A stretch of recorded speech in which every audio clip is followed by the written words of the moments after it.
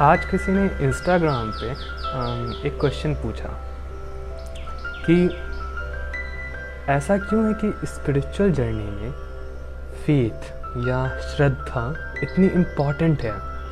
ऐसा क्यों है कि शास्त्रों में फेथ को इतना इम्पॉर्टेंट कहा गया है, फेथ को इतनी इम्पॉर्टेंस दी गई है। और मैं जो एथिस्ट था, नास्तिक था, उसने फेथ कैसे डेवलप किया, क्योंकि फेथ बहुत ज़रूरी है स्पिरिचुअल जर्नी फॉलो करने के लिए या उस पर लगे रहने के लिए या स्पिरिचुअल जर्नी में सफलता के लिए। मैं इस क्वेश्चन को बहुत ही सिंपल में आंसर करूँगा, आपको एक एक्सपेरिमेंट के बारे में बता के। मैं नहीं चाहता कि आप आप किसी स्पिरिचुअल पावर पे बिलीव करें, मैं बस आपको साइकोलॉजी समझाता हूँ। तो 1950s के अप्रॉक्स कर्ट डिस्टर नाम के एक साइकोलॉजिस्ट थे। उन्होंने क्या किया, एक एक्सपेरिमेंट किया चूहों के साथ। तो वो बहुत ही इनह्यूमन एक्सपेरिमेंट था, बहुत ही अधर्म टाइप। उन्होंने क्या किया कि उन्होंने एक बाल्टी लिया और बाल्टी में पानी भर दिया और उसमें अलग अलग तरह के चूहों को डाला, पानी में डूबने के लिए छोड़ दिया, ये देखने के लिए कि चूहे कितनी देर तक सरवाइव करने की कोशिश करते हैं और कितनी देर बाद वो डूब जाते हैं पानी में। बहुत ही घटिया एक्सपेरिमेंट था, आई नो, लेकिन उसका जो रिज़ल्ट था, उससे जो कंक्लूजन मिला, वो बहुत ही शॉकिंग था। तो कर्ट ने देखा कि अलग अलग चूहे अलग अलग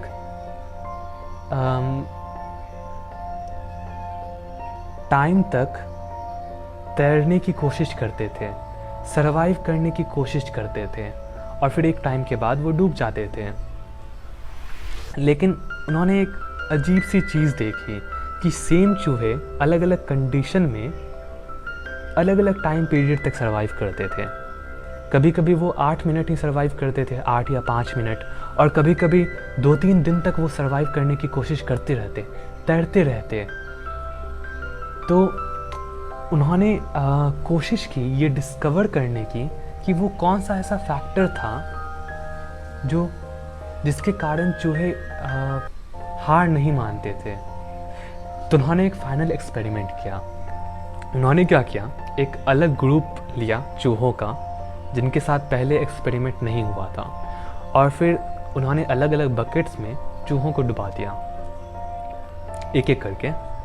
तो उन्होंने नोट किया कि अप्रॉक्सीमेटली 5 या 6 मिनट तक चूहे टिके रहे और उसके बाद उन्होंने हार मानना शुरू कर दिया और फिर वो डूब के मर गए। तो फिर उन्होंने दूसरे चूहे को डाला और उसे भी उसी तरीके से छोड़ दिया पानी में डूबने के लिए। तो वो चूहा भी कुछ टाइम के बाद हार मान बैठा और वो भी डूबने लगा। लेकिन जैसे ही वो डूबने लगा, कर्ट ने उसे निकाल लिया और उसे सुखाया, अच्छे से खाना खिलाया, थोड़ी देर रेस्ट करने दिया और फिर कर्ट ने उसे बाल्टी में डाल दिया डूबने के लिए। तो गेस करिए कि वो चूहा इस बार कितनी देर तक सरवाइव कर पाया होगा। पिछली बार सपोज़ कि उस चूहे ने 8 मिनट तक सरवाइव करने की कोशिश की, गेस करिए कि इस बार वो चूहा कितनी देर तक सरवाइव कर पाया होगा। इस बार वो चूहा 2 से 3 दिन तक लगा रहा। पिछली बार जो 8 मिनट में ही वो डूब गया, इस बार वो 2 से 3 दिन तक सरवाइव करने की कोशिश करता रहा। क्यों?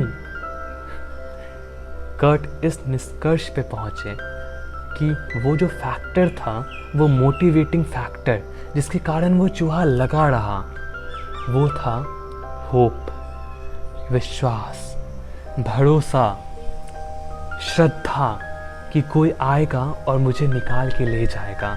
क्योंकि वो चूहा कंडीशन हो गया था कि कि कोई हेल्पिंग हैंड आएगा, कोई मदद का हाथ आएगा और फिर मुझे निकाल लेगा।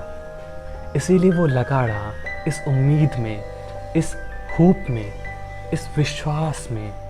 और जब हम किसी भी चीज़ में लगे रहते हैं, जब हम परसिस्टेंट रहते हैं, तो उस चीज़ में सफल होना ही होना है। तो इवन अगर आपको इवन अगर भगवान हो अथवा ना हो, इवन अगर वो स्पिरिचुअल पावर हो अथवा ना हो, विश्वास ज़रूरी है। इसीलिए मुझे कभी भगवान पे भरोसा नहीं था, मुझे अपने गुरु के शब्दों पे भरोसा था। मैं भगवान शिव के शब्दों पे भरोसा करता था, जो भी उन्होंने तंत्रों में बताया था, मैं उस पर भरोसा करता था। भरोसा ज़रूरी है, चाहे आप किसी भी चीज़ पे भरोसा करें, लेकिन करें, क्योंकि बिना भरोसा के सफलता असंभव है। चाहे वो कोई भी फील्ड हो, चाहे वो आध्यात्म हो, चाहे वो पढ़ाई हो, चाहे वो कुछ भी हो, चाहे वो साइंटिफिक डिस्कवरी ही क्यों ना हो। अगर आपको अपने हाइपोथेसिस पे भरोसा नहीं है तो आप कभी भी कुछ न्यू डिस्कवर नहीं कर पाएंगे। अगर आपको अपने ऊपर भरोसा नहीं है तो आप कभी भी एक न्यू थ्योरी प्रपोज नहीं कर पाएंगे, चाहे आप साइंटिस्ट ही क्यों ना हो, चाहे आप बड़े से बड़े रैशनलिस्ट ही क्यों ना हो, आपको भरोसा करना पड़ेगा। भरोसा इम्पॉर्टेंट है। ऋग्वेद कहता है, प्रातः काल में हम उनका आवाहन करते हैं, दोपहर में भी हम उनका आवाहन करते हैं और शाम में भी हम उनका आवाहन करते हैं, उन श्रद्धा की देवी का, ताकि वो हमें वास्तविक श्रद्धा प्रदान करें।